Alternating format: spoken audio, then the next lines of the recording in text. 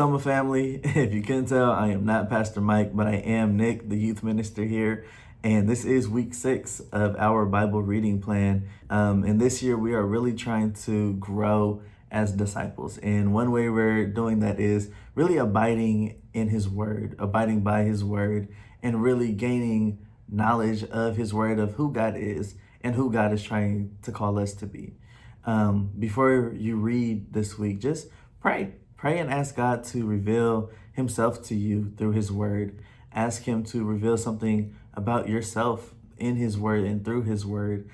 Pray that whatever it is that you might need to surrender to God or give to God, that you allow God to move through you through His Word. So last week, we ended in chapter 18, which is really Saul's jealousy overtaking him. And David is doing a lot of good work that's really benefiting Saul, but because Saul isn't getting the credit and people are singing David's name, he gets jealous. His jealousy blinds him.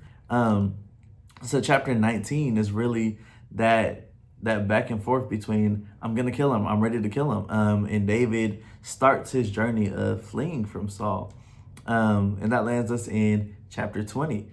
David goes to Jonathan and he's like, man, your dad's trying to kill me.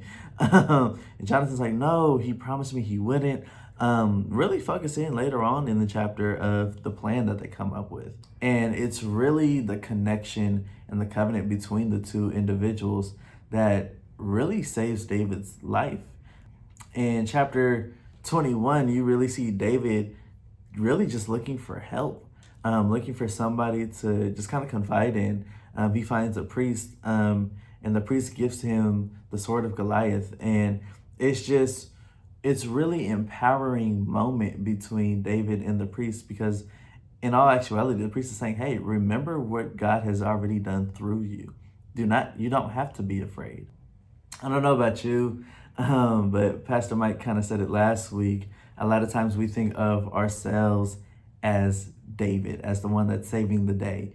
But a lot of times we're really the son that's like, hey, this is happening and I need help.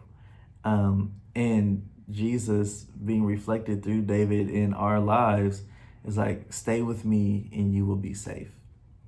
A lot of times we are like David, and when life is getting rough and life is getting rocky, we're running and we're trying to find someone or something to kind of confide in, and someone or something to feel safe in. And God is really asking us and pulling us to just tug on Him. So I want to encourage you this week, really tune in to the conversations that David is having and what's happening along his journey of fleeing from Saul. And we'll see you guys next week, and we'll also see you guys this Sunday for service. Have a blessed one.